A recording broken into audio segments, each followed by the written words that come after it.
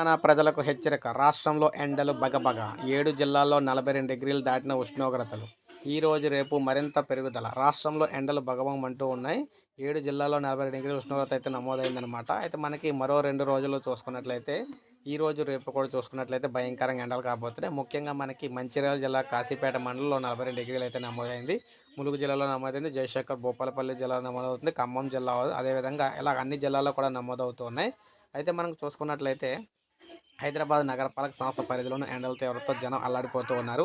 మూసాపేటలో 41 డిగ్రీల ఉష్ణోగ్రత నమోదైంది. రానున్న 2 రోజుల్లో 2-3 డిగ్రీల వరకు ఉష్ణోగ్రతలు పెరిగే అవకాశం అయితే ఉందని వాతావరణ శాఖ అయితే తెలిపిందనమాట. సో అందువల్ల ప్రజలందరూ కూడా అప్రమత్తంగా ఉండాలి. ఉదయం 10 దాటిన తర్వాత సాయంత్రం 5 దాటిన వరకు కూడా ఎవరు బయటకైతే ఇళ్ళలోంచి అయితే రావద్దని చెప్పేసి తెలియజేస్తూ ఉన్నారన్నమాట.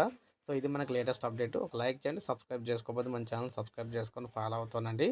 మీకు ఇలాగ అతి ముఖ్యమైన అప్డేట్స్ అన్నీ కూడా మన ఛానల్ ద్వారా నేను అందిస్తూ ఉంటాను ఎప్పటికప్పుడు.